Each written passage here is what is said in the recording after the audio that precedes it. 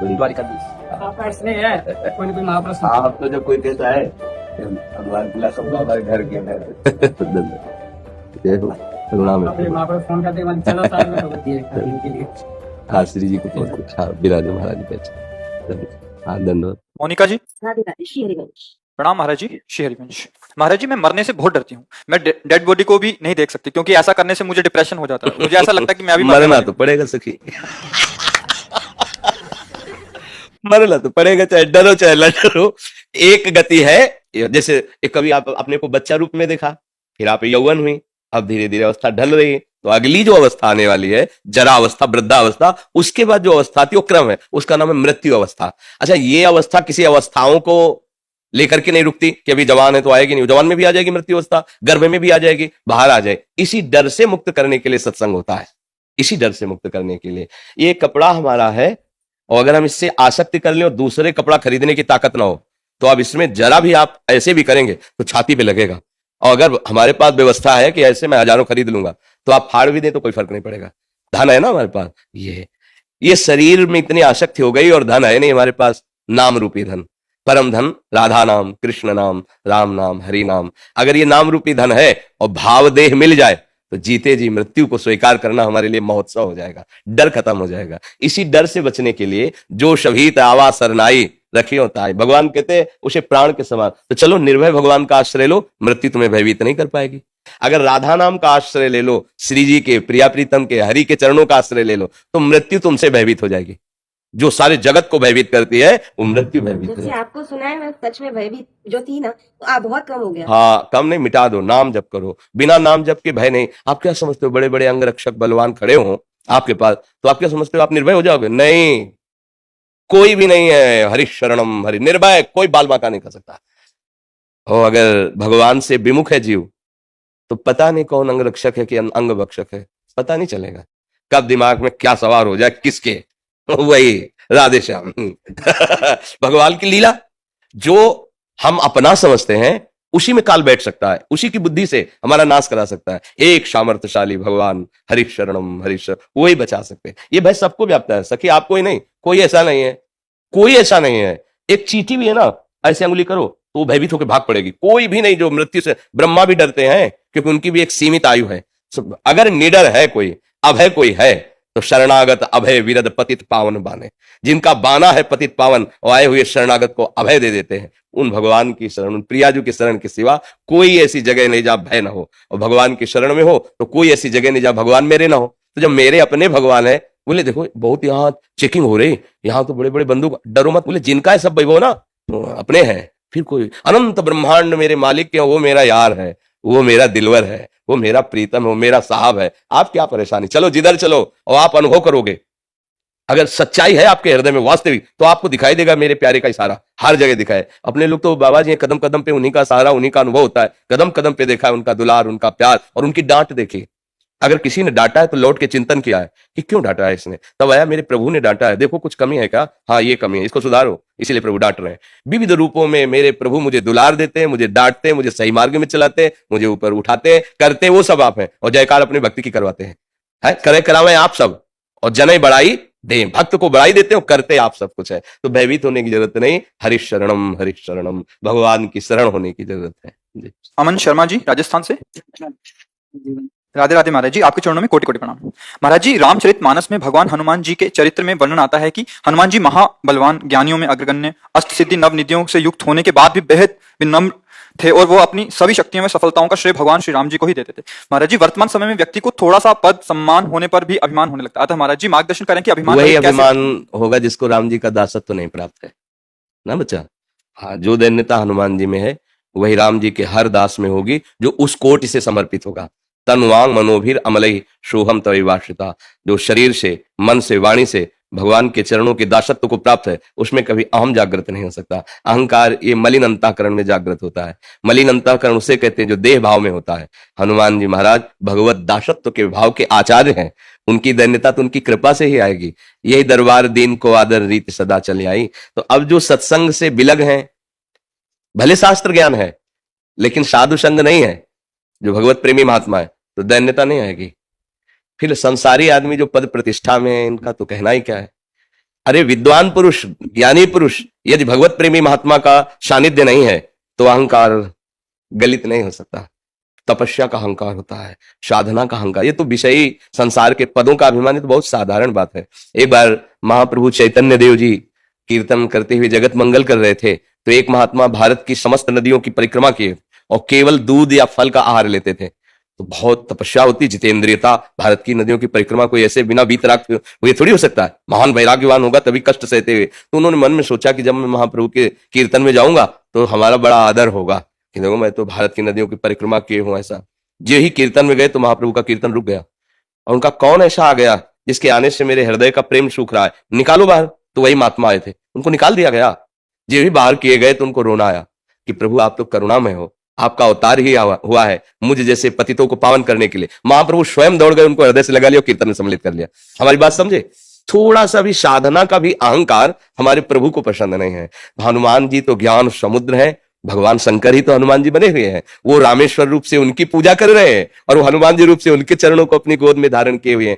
पर जीव जो है जब तक भगवान का भजन करके भगवत प्रेमी महात्माओं के संग से भगवत दासत्व तो नहीं प्राप्त करता, तब तक अहंकार कोई छोटी मोटी वस्तु थोड़ी है। इसी से पूरा सृष्टि का संचालन होता है। संस्कृति मूल सूल प्रद नाना, सकल शोकदायक अभिमाना, ताते करें कृपा निधि दूरी, सेवक पर ममता अति भूरी। भगवान अपने सेवक को बहुत प्यार करते हैं, तो जहरीला फोड़ा रहने नहीं देते। ये अहंकार जहरीला फोड़ा है, ऑपरेशन करके बाहर कर देते हैं। भगवान को देख करके गरुण जी का संशय में हो जाना, यह आश्चर्यचकित बात है। हरि वाहन है, गरुण महाज्ञानी गुण राशि, और जब नागपाश में बंधे सरकार को देखा तो विचार किया ये वही ब्रह्म है जिनका नाम स्मरण करने से भव बंधन से छूट जाए। वो प्रभु नाग बंधन में बंधे हुए हैं और मैं उनको मुक्त कर रहा हूं। ऐसा संशय होते ही अशांति पैदा हो गई। तभी जब भगवान शंकर के पास गए तो भगवान शंकर ने देखा, कीन हो इसका बहु अभिमाना, सो खोवन चाक्र पाने, जाओ काकभुचुंड जी के पास। क्योंकि पक्षियों के राजा गरुड़ जी, और पक्षियों में काक को सबसे, पर वो महान महिमा युक्त भगवान राम की भक्ति से युक्त, सारा अहंकार गलित हो गया। अहंकार जहां प्रभु को भूले और अपनापन शरीर को लेकर या किसी को गुण को लेकर हुआ, वही अहंकार हो जाएगा। और जब केवल प्रभु की स्मृति है तो अहंकार की गुंजाइश नहीं रहती। फिर बेचारे संसार में आसक्त, इनकी तो गणना ही नहीं है। हम तो साधक तपस्वी महात्मा की बात करते हैं कि अगर भगवत विस्मरण हो जाए तो अहंकार वहां भी प्रवेश कर जाए। अखंड स्मृति इसलिए कहा गया, निरंतर तैल धारावत भजन, कि कहीं अहंकार प्रकट न हो जाए। और दैन्य भगवान को बहुत प्रिय है, अहंकार भगवान को प्रिय नहीं है। जगत में तो अहंकार से ही जीते हैं। बोले हम गए, हमारा सम्मान नहीं हुआ, ऐसा वैसा, तो मान अपमान सम्मान दुख सुख लाभ, ये सब अहंकार के ही बच्चे हैं। अहंकार में ही सब है।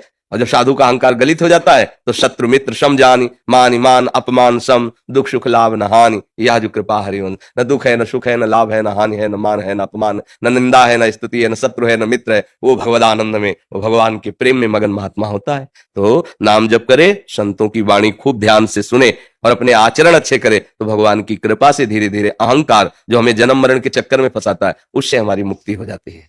भरतलाल जी के लिए तो सब हाँ, भरतलाल जी के लिए तो जनक जी कहते हैं कि वशिष्ठ जी और जनक जी जैसा कोई ज्ञानी नहीं है। जनक जी कहते हैं भरत जी की महिमा को देख करके मेरी बुद्धि जो ब्रह्म में प्रवेश पाई हुई है, ऐसी कंपायमान हो रही जैसे एक बहुत विशाल दरिया हो अगाध, और कोई अबला खड़ी हो जिसे तैरना भी ना आता हो। तो जैसे उस दरिया को देखकर पार पाने की गति उस अबला युवती में नहीं है, ऐसे ही मेरी बुद्धि जो ब्रह्म स्थित है, भरत के प्रेम की महा महिमा को देखकर कंपायमान हो रही है। जहां जनक जैसे ज्ञानी की भी बुद्धि प्रवेश नहीं पाती, वो भरत जी का प्रेम है। भरत सरिस को राम सनेहु, जग जप राम राम जपते। भरत जैसा और कौन भगवान का प्रेमी हो सकता है? सारा संसार राम राम जपता है और स्वयं राम जी श्री भरत श्री भरत श्री भरत। जब चित्रकूट में जहां बोलते सिया राम तो जड़ चैतन्य द्रवित हो जाता और सब जगह से निकलता सिया राम प्रेम में भूमि भरत सरिस को राम। हम तो उनके चरणों में प्रणाम करके किनका मांगते हैं कि आराध्य देव के प्रति ऐसा किनका प्रेम का जागृत हो जाए। जी प्रशांत जी मध्य प्रदेश से। गुरुदेव आपके चरणों में कोटि कोटि प्रणाम। गुरुदेव मैं शिव उपासक हूँ, नित्य शिवलिंग की पूजा अर्चना करता हूँ। गुरुदेव जैसे कोई भक्त शिवलिंग की पूजा के दौरान शिवलिंग पर अष्टगंध से त्रिपुंड लगाता है अथवा प्रणव शिवलिंग पर लिखता है, उसी प्रकार मेरे मन में राधा लिखने का भाव आता है और मैं राधा नाम लिखता हूँ। किंतु जैसे ही कोई अन्य भक्त शिवलिंग पर जल चढ़ाता है वो राधा नाम अष्टगंध जल के साथ बह जाता है। गुरुदेव क्या मैं शिवलिंग पर राधा नाम लिखकर राधा नाम का अपमान तो नहीं कर रहा? महाराज जी मेरा उचित मार्गदर्शन करें। आंतरिक भाव को समझे। हम शिव की प्रसन्नता के लिए राधा नाम तो लिखें, पर भाव के द्वारा भाल में उनके लिख दें, भाल में लिख दे, ऐसा उसमें कोई दोष नहीं रहेगा। ठीक है। शुभम शर्मा जी, जय जय श्री हरिवंश। महाराज जी आपके चरणों में दंडवत प्रणाम। जिस प्रकार पूज्य महाराज श्री आपका जीवन प्रारंभ से ही वैराग्य भगवत प्राप्ति का रहा है, इस मार्ग को पाने की नींव मजबूत होती गई, लेकिन हम जैसे अदम संसारिक ग्रस्त मनुष्य जिनकी परमार्थ की नींव माया ने खोखली कर दिया, वो परम प्रभु की याद या उनकी प्राप्ति कैसे कर सकते हैं इस माया के घिराव से बचकर? ट्रेन कहाँ से चलती है, हमको वहां जाने की जरूरत है क्या? जब मथुरा स्टेशन में खड़े हैं तो ट्रेन कहाँ से चली, वहां से जाके चढ़ोगे क्या? किसका प्रश्न है? तो समझिए आप, अगर ट्रेन मथुरा आ गई है और हमें जाना है जहां, तो कहां से चली मैं उसकी खोज नहीं करता हूं, वहीं हम सवार हो जाते हैं जहां से हमें ट्रेन मिलती है। समझ रहे ना? ये जीवन की यात्रा प्रभु मुझे कहां से कैसे लाए हैं। अब आपके सामने ट्रेन है, बस डिब्बे में बैठ जाओ। डिब्बे में दम नहीं होती, इंजन बहुत पावर का है। इंजन में 2 ही 4 लोग रहते हैं, डिब्बे में सैकड़ों लोग रहते हैं। इंजन से ज्यादा घसीटता है डिब्बा लोगों को, लेकिन डिब्बे में चलने की ताकत नहीं होती, वो इंजन के कनेक्शन से चलता है। यहाँ इष्ट देव आचार्य इंजन है, उन्हीं से चलता है। अब जहां तुम मिले हो यही तुम्हारा स्टेशन है, तुम यहीं चुपचाप बैठ जाओ, पीछे जाने की जरूरत नहीं कि जहां से आए हो। राधा राधा राधा और मैं आपकी शरण में हूं, तो डिब्बा में बैठ गए तो जहां इंजन जाएगा ना, वहां डिब्बा भी सैकड़ों को लेकर पहुंच जाता है। जबकि सामर्थ्य नहीं डिब्बे में, कनेक्शन हटा के देखो, 1 कदम नहीं चल पाएगा, है नहीं? तो सामर्थ्यवान श्री हरिवंश प्रताप नाम नौका निज खेवक, भव सागर सुख तरत निकट हरिवंश जो सेवक। आप ये समझो कि जितनी कसाई हुई है ना, वो आप लोगों के लिए तो हुई है। जितनी कसा गया है, क्योंकि सैकड़ों को घसीट के चलना है। तुम्हारे अगर पुर्जा अब डूबने वाला तो डूब रहा है, बचाने के लिए आप गए और आपने संभाला नहीं अपने आप को, कूद गए, तो पहले तुम मरोगे फिर वो मरेगा। समझ रहे हो ना? क्योंकि डूबने वाला पहले तुम्हें डुबा के सांस लेना चाहेगा। उसको भी बचाओ और अपने को भी बचा सको, तब इस मार्ग में निकाला जाता है। भगवान अपने पार्षद को निकालते हैं, नहीं तो माया ऐसी थोड़ी है, डूबने वाले को निकालो पहले तुम्हें डुबोएगी। इसके बहुत रूप है, बहुत आकर्षण है। तो बहुत जला के भून के तैयार करके तब एक पार्षद भगवान जैसे तैयार करते हैं। अब वो जितनी क्षमता भगवान ने दी, लाखों को, करोड़ों को, विश्व को, या 10 को, 20 को, गांव को, नगर को, वो भगवान की। आपको उसी में सम्मिलित हो जाना, उसी नाव में बैठ जाना। वो जो केवट है बड़ा चतुर, लाखों को पार किया है, नाव ऐसी छेद हो नहीं सकता। श्री हरिवंश प्रताप नाम नौका निज खेवक, भव सागर सुख तरत निकट हरिवंश। कई बार हम उदाहरण देते हैं कि अंगद जी की सामर्थ्य नहीं थी रावण की सभा में पैर जमाने की। जो कैलाश को महादेव और पार्वती और पार्षदों सहित उठा सकता है, उसकी दरबार में कोई बोल दे ऐसी सामर्थ्य थी क्या? एक अंगद क्या, ऐसे लाखों सूरवीर वहां घुटने टेकते थे। जिस दरबार में अंगद ने कहा था पैर जमा दिया, उठा दो तो राम जी वापस लौट जाएंगे, सिया जी हार जाएंगे, ये किसके बल से कहा था? राम प्रताप, प्रताप शब्द पे आओ, राम प्रताप सुमिर पन रोपा। पूछा नहीं भगवान से कि मैं प्रण लेने वाला हूं, सीधे भगवान का स्मरण करके कहा कि सभा में पैर जमाता हूं। अरे अहंकारी, तू अगर समझता है राम जी मनुष्य तो मैं उनका एक छोटा सा दास हूं, मेरे पैर को उठा दे, सिया जी हार जाएंगे, राम जी वापस चले जाएंगे। उठा तो एक एक वीर तो हिला ही नहीं सका, 10-10 हजार वीर चरण अचल। भगवान की सामर्थ्य है, राम प्रताप इस समय उस पर उदित है। कोई किसी रावण झुका तो मारा ऐसे, राम के चरण पर तब बचेगा, मेरे चरणों पर नहीं। बिल्कुल निस्तेज कर दिया पूरी सभा को और सिंहवत वहां से। तो ये प्रताप भगवान का होता है, उसी प्रताप में आप सम्मिलित हो जाओ, आपको कोई समस्या नहीं। जैसे जो शास्त्रों को पढ़ा गया, जो सुना गया, जो साधना की गई, उससे बात समझ में आई। ए भाई, तुम अंदर से भगवान की शरणागति, हे नाथ मैं आपका हूं, और जब वो राधा राधा राधा वल्लभ श्री हरिवंश, राधा वल्लभ, खत्म खेल, वहीं पहुंच जाओगे। चतुर खेवैया जहां उतरता है वहीं तो सब सवारी उतरती है ना।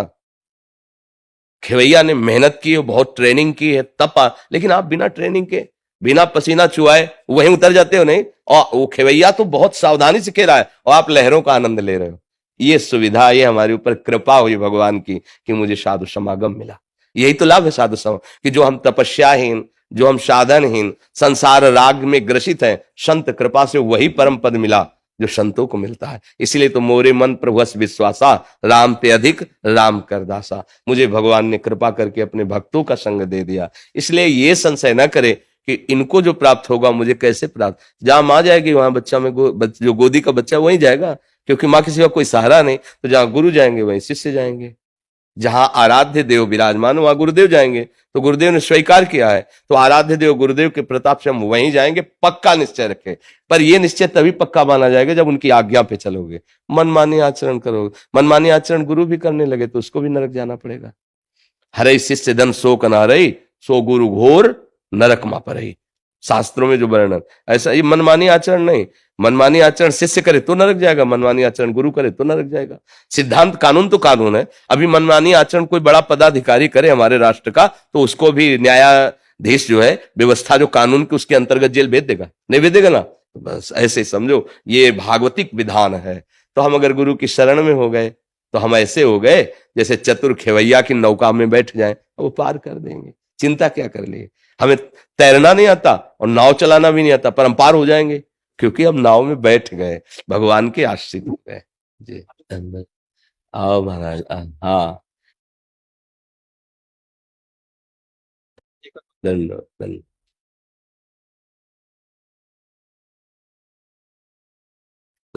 बड़ी कृपा ऐसा दर्शन आपका मिलता है। कभी हम तो सेवक हैं आपके, जब चाहो तब आप आ जाओ। आपके दर्शन से बड़ा आनंद। बड़ी कृपा। बस निरंतर अपने आराध्य देव का नाम जब चलता रहे। भगवान की त्रिगुणात्मिका माया बड़ी भ्रम पैदा करने वाली है, और भगवान का नाम उसी भ्रम का नाश करता है। अगर नाम जब नहीं चलेगा तो भ्रम में हमारे से चूक हो सकती है। हाँ, भ्रम क्या है? इंद्रियों के भोगों में सुख मानना, इंद्रियजन्य भोगों में सुख बुद्धि कर लेना, ये भ्रम है। भगवान के नाम रूप लीला धाम में परम सुख है, यही सत्य वस्तु है। अपना स्वरूप भगवान का अंश, सुख राशि, उसी में परम सुख विराजमान है। हम भगवान के अंश हैं। तो इस बात का बोध करने के लिए और भ्रम से बचने के लिए निरंतर नाम का पहरा चाहिए। नहीं, नाम पाहरू दिवस निश ध्यान। तो शियाजू कैसे लंकापुरी में रह रही, हनुमान जी महाराज बता रहे हैं, नाम पाहरू दिवस। तो ये संपूर्ण संसार त्रिगुणात्मिका माया के अहम से स्फुरित हो रहा है। मानो हमको जैसे लंका में वास मिल गया हो। काम क्रोध लोभ मोह मद मत्सर सब अंदर बैठे हुए हैं। अहंकार अपनी रौब दिखा रहा है। अब मुझे अहंकार अपने अधीन करना चाहता है, तो कैसे बच सकते हैं? नाम पाहरू दिवस निशि, ध्यान तुम्हार, हर समय भगवान का स्मरण करते नाम जब। अपने तो भगवान के दास हैं, अपना तो एक ही कार्य है, भगवद स्मरण परायण रहना। धन्यवाद धन्यवाद। बड़ी कृपा संत, बड़ी बड़ी। महाराज जी, क्रोधी मन को कैसे शांत करूं? क्रोध का मूल काम है। क्रोध की स्वयं की सत्ता नहीं। कामा संजायते क्रोधा, क्रोधा स्मृति विभ्रमा, स्मृति भ्रंशात बुद्धिनाशो, बुद्धिनाशात प्रणश्यति। पहली बात यह कि आजकल अपने लोग ऐसे आचरण करते हैं जिससे हमारी क्षमता शारीरिक और बौद्धिक दोनों नष्ट हो रही। खान पान और ब्रह्मचर्यहीनता, जो दृष्टि में ही नहीं देखा जा रहा, उस पर सुधार ही नहीं किया जा सकता। क्योंकि छोटे छोटे बच्चों के पास मोबाइल है, छोटे छोटे बच्चे गंदी हरकतें करके अपने को नष्ट कर रहे हैं। अब कैसे, जब नींव ही खराब है तो हम महल की बात कैसे कर सकते हैं कि बहुत बढ़िया बिल्डिंग बन सकती है? अगर संयम से रहा जाए, गृहस्थ भी ब्याह भी हो जाए तो भी संयम से रहा जाए, खान पान पवित्र किया जाए और प्रभु का नाम जप किया जाए, तो हमारी निर्णायक गलत है। हमें क्रोध कब आता है? जब हमारे निगेटिव प्रतिकूल कोई बात होती है। मतलब पॉजिटिव अनुकूल में कभी क्रोध आया है क्या? आप देखो, आ ही नहीं सकता। जब हमारे कोई विचार पॉजिटिव हो, अनुकूल, व्यवस्थित, तो फिर हमें क्रोध आएगा ही नहीं। तो जिसको हमने प्रतिकूल और निगेटिव माना है, उसका निर्णय करने वाली अगर हमारी बुद्धि ठीक हो तो हम अपने आप को बचा लेंगे और सामने वाले को भी बचा देंगे। पर वो बुद्धि इतनी अपवित्र हो गई, असमर्थ हो गई, कोई ठीक निर्णय नहीं कर पा रहे, तो फिर हमें गुस्सा आ जाते हैं, लड़ाई लड़ते हैं, या मन से उसका अनिष्ट सोचने लगते हैं। हर तरह से हमारी भी हानि है, उसकी भी हानि है। जिसने हमारे प्रति नकारात्मक चेष्टाएं की, तो उसकी हानि होगी कि नहीं ये तो पता नहीं, पर अपनी हानि तुरंत होनी शुरू हो जाती है जब हम क्रोध करते हैं। हृदय जलने लगता है, विचार गंदे होने लगते हैं, भावना हमारी हमको जलाने लगती है। इसलिए ना तो उसके लिए ठीक है और ना अपने लिए ठीक है।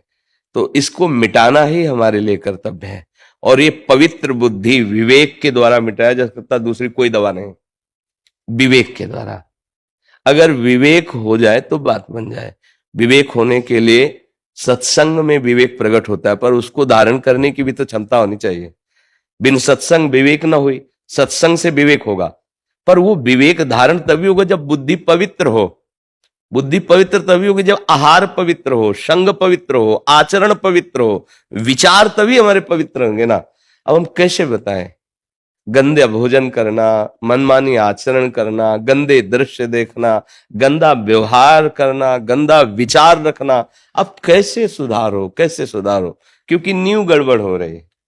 अपने जितनी भी नई पीढ़ी है वो गंदे नशों में जा रही है, गंदे आचरणों में जा रही है, गंदे व्यवहारों में जा रही है। वो ब्रह्मचर्य को कुछ समझ ही नहीं रहे हैं, उसको खिलवाड़ समझ रहे हैं, मनोरंजन समझ रहे हैं। क्षमता अध्यात्म की तब आवे ना जब थोड़ा संयम होना। अब जैसे कोई या कहता है मैं भगवान की अनुभूति कराओ तो माने, यार पूरा जीवन हो गया उन्हीं की अनुभूति के लिए तो चले हैं। ये जितने महात्मा हैं ऐसी अनुभूति हो जाती है कि ये करवाओ, ये कोई ये थोड़ी कि थोड़ा टेस्ट करवाओ तब हम चलेंगे। उसके लिए तुम्हारी जबान भी तो ठीक होनी चाहिए। जैसे किसी को वो पीत जो अंदर बनता है बढ़ जाए पित्त, और उसको मिश्री खाओ तो कड़वी लगेगी, क्योंकि उसकी जबान खराब है। हमारी इंद्रियां मलिन हो चुकी हैं। जैसे राधा नाम सुधा रसम, कह रहे राधा नाम क्या है? बोले अमृत रस है, प्रेमामृत भरा हुआ, पर हमें अच्छा नहीं लग रहा, नहीं वो स्वाद आ रहा, जबान खराब है। हमारी रसेंद्री खराब हो चुकी है, हमारी वाकेंद्री दूषित हो चुकी है। राधा बोलते ही एक अलौकिकता है कि हृदय में एकदम रोमांच होने, ज्यादा तो फिर अश्रु गिरने लगे, विवस्था प्रेम विवस्था आ जाएगी। जब भरत जी चित्रकूट जा रहे हैं और सियाराम के लंबी सांस लेते हैं, पूरा चित्रकूट प्रेममय हो जाता है। महाप्रभु चैतन्य देव हे प्राणनाथ कृष्ण, जहां वायुमंडल पूरा कृष्णमय हो जाता। नाम का देखो वो प्रभाव, और एक नाम का कि हमें बिल्कुल अच्छा नहीं लगता, हमारा हृदय द्रवित नहीं होता। तो नाम तो वही है, पर हमारा हृदय बहुत मलिन हो चुका है, इसको ठीक करना होगा। तो थोड़ा ब्रह्मचर्य पर ध्यान दो, आहार शुद्ध रखो, गंदे लोगों का संग न करो और नाम जप करो। तो आपकी बुद्धि में विवेक आने लगेगा, क्षमता आने लगेगी उसको काटने की। काट दिया तो बात बन जाएगी। अब नहीं काटा तो फिर उसको काट दोगे। लड़ाई झगड़ा गाली गुप्ता ये सब यही तो हो रहा संसार। नाक में गुस्सा रखा है, नाक में जरा से छू गया तो पीट देगा, वो गाली दे देगा। ये नहीं समझ रहा भीड़ है, धक्का लगा होगा, जिससे छुआ है वो भी असमर्थ है, भीड़ में उसको धक्का लगी, उससे हमारे द्वारा लगे, कोई बात नहीं। अगर लग भी जाए अपने, कोई बात नहीं, कोई बात नहीं, आप आराम से, तब लगेगा कि हाँ मनुष्यता है इसमें। तो अपने को आगे बढ़ना है तो आहार ठीक करो, कोई ऐसे गंदे पदार्थ नशे वाले मत लो। अब जैसे शराब पी ले, फिर सोचे क्रोध ना आवे, शराब पी लेने पर अहम इतना बढ़ जाता है, अब अहंकार बढ़ चुका है, तो सारे दोस्त उसमें बैठे हुए हैं, अब आप जरा से छेड़ दोगे तो फिर लड़ाई झगड़ा शुरू। तो अब वो बुद्धि जिसने शराब पी है, क्या कभी वो ठीक निर्णय कर पाएगी ना पीने पर भी? क्योंकि मलिन तो हो गई ना। अब जो मांस खाई हुई हिंसक वृत्ति प्रकट करने वाला भोजन है, भले आपने हिंसा नहीं की, लेकिन उसकी हिंसा हुई है, उसमें आप सहयोगी हैं क्योंकि आप खा रहे हैं। तो आपकी बुद्धि क्या करेगी? हिंसक बनेगी, उसमें क्रूरता आएगी, निर्दयता आएगी। आप गंदे आचरण कर रहे हैं, व्यभिचार आदि दोष, आपकी बुद्धि एकदम घृणित मलिन हो जाएगी। अब उस बुद्धि में विवेक उत्पन्न हो, निर्णय करने लायक बने, तो बड़ा असंभव सा दिखाई देता है आज के वायुमंडल में, वातावरण में। पर आप अहोभाग्य है, धन्य भाग है आपका कि आप इस अवस्था में भी अपनी बुद्धि को क्रोध रहित करना चाहते हैं। तो नाम जप करो, अच्छा आहार करो, और जब कभी कोई क्रोध दिलाने वाली बात आवे तो निश्चित समझो आपके किसी पाप का नाश करने के लिए वो भगवान लीला रचे। चुपचाप बचा के निकल जाओ, अपने को भी और सामने वाले को भी। इधर से आते रहिए, साथ साथ में दर्शन करके प्रणाम ना करें कोई भी, खड़े। हाँ, क्या है कि जैसे बहुत देर हो जाती है तो यहाँ दर्द होने लगता है किडनी में, तो ये लगता है कि अगर सब दर्शन कर ले तो अच्छा है, सबको सुख मिल जाए। अब जैसे 250-300 लोग अगर सब प्रणाम करेंगे तो 1 घंटा लगेगा। हमारा क्या है कि किडनी रोग ग्रसित शरीर है ना, तो लगता है सब ऐसे दर्शन दे दें, दर्शन ले लें। क्या है कि हमारे पास जगह नहीं है। अब देखो इतने में एकांतिक होता है, अब इतने में अगर ऐसी जगह कहीं हो कि 100-200-300 लोग बैठ जाए तो हम सबके बीच में बैठ के 5-5 मिनट अगर समय देना, तो अब हमें कष्ट होता है कि 1 घंटा से व्यक्ति खड़ा है दर्शन के लिए, अब वो 1 मिनट भी खड़ा नहीं सामने हो पाता, और उसको हम कहते हैं जाओ, क्योंकि हमारी एक रोग की अव्यवस्था। अब इतने लोग हैं, अब क्या करें। और आप जिस श्रद्धा से खड़े हैं, आप जैसे सुबह आप देखते हैं कितनी अपार भीड़ होती है, ये श्रद्धा है, ये पैसे से नहीं होगी। अब पैसे से ये होती है व्यवस्था कि भाई एसी रूम लग, सब बैठे हो व्यवस्थित हो। हमें लगता है कि अगर हम 1 मिनट भी मिल लें आपसे, आप हमारी बात मान ले, तो 1 मिनट में आपका कल्याण हो जाएगा, क्योंकि सत्य वस्तु के लिए ज्यादा समय की जरूरत नहीं होती। और अगर नाटक होने लगे तो फिर आपको हम सुविधा दें, खूब मिठाई भी दें, तो होगा क्या 6 घंटे में मिठाई सोच बदल जाएगी, सोच के रूप में, और आपकी बुद्धि में कोई फर्क नहीं पड़ेगा। तो हमें लगता है जैसे आप लोग भीड़ में इतना कष्ट सहते हैं, अगर एक बार दृष्टि मिल जाए, हमारी एक बात मान लो, तो आपको सच्ची बात कहते हैं, परम कल्याण हो जाएगा। तो इसलिए हमें लगता है कि जैसे हमें लगता है अंदर कष्ट होता है, जैसे आप प्रणाम करें, उनका प्रणाम मत कीजिए, आप केवल देख लीजिए, चलिए।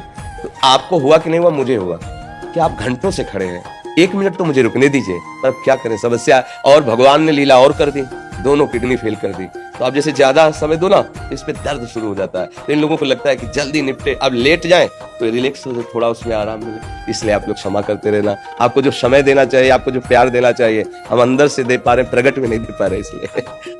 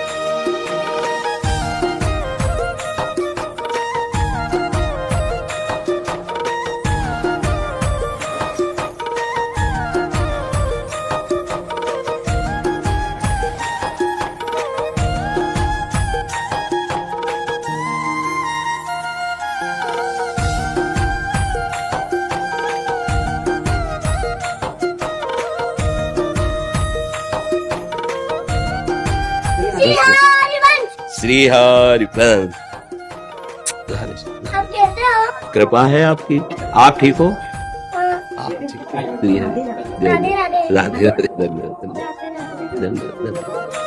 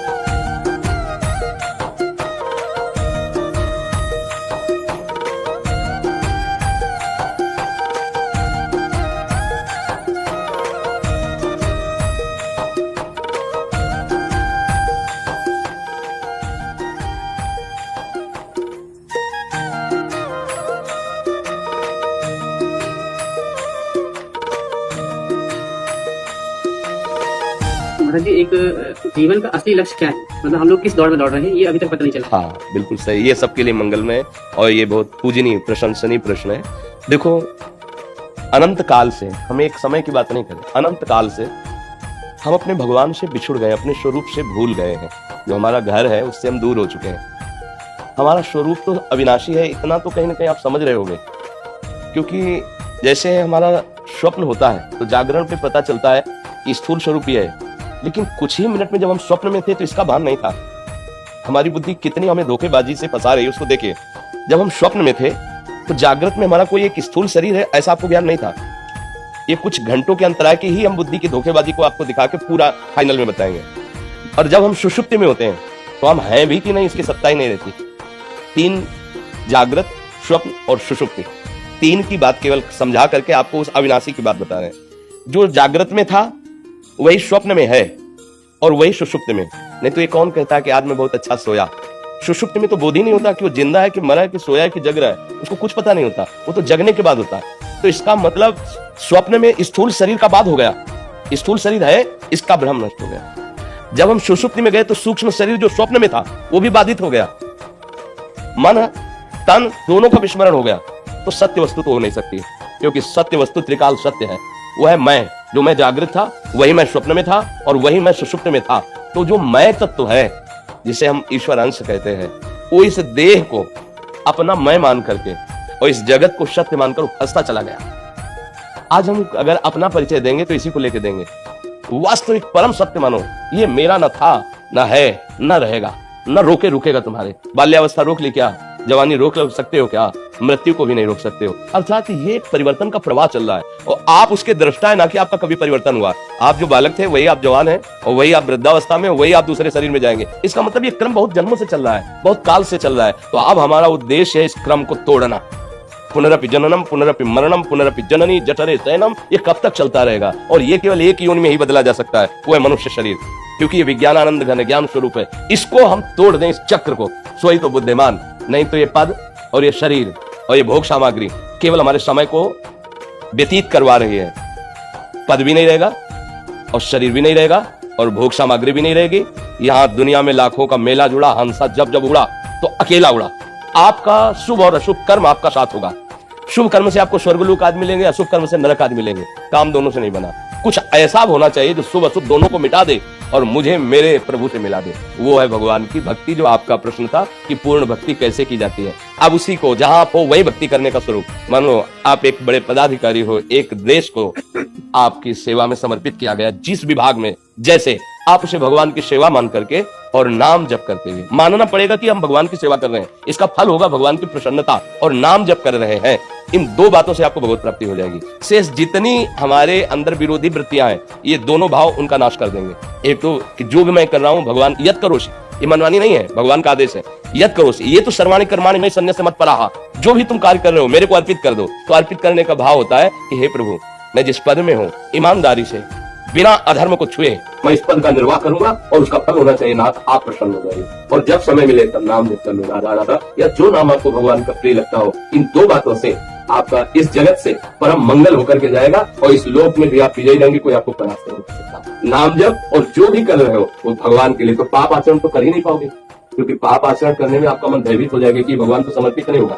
धर्म विरुद्ध आचरण भगवान को समर्पित नहीं होता। तो धर्म युक्त आचरण करते हुए नाम, वही महात्मा की गति प्राप्त होगी आपको, जो एक एकांत बैठ करके भजन करता है, शास्त्र स्वाध्याय करता है। वही तुम बड़े बड़े पद में बैठ करके समाज सेवा रूप भगवान की सेवा करके भगवान को प्राप्त हो सकते हैं। जो जहाँ है उसे अपनी भगवान की सेवा मानकर नाम जप करे तो निश्चित पूर्ण भक्त हो जाएगा। भक्त का मतलब बाहरी बनावट से नहीं, आंतरिक स्थिति से हो जाएगा। आंतरिक स्थिति है तो विभीषण की लंका में रह रहे हैं, रावण के भाई हैं, निशाचर कहा जाता है उनके उसको, वो खुद अपना वर्णन कर रहे हैं कि निश्चर वंश जन्म सुरदाता। और भगवान उनके लिए क्या कहते, तुम सारी के संत प्रिय मोरे धरो देह नहीं आन। आप जैसे महात्माओं के लिए मैं स्वयं अवतार धारण करता हूँ। तो महात्मा हृदय होता है, तो आप हृदय से महात्मा बन जाएंगे यदि नाम जब चल रहा है और धर्म पूर्वक अपने आचरण कर रहे। जो पद मिला है, जो सेवा मिली, जैसे एक पत्नी है, एक पति है, वही एक पिता है, एक भाई है, वही समाज का एक बहुत बड़ा सुधारक पद पर भी है। तो हर पद पर तुम्हें ध्यान देना है।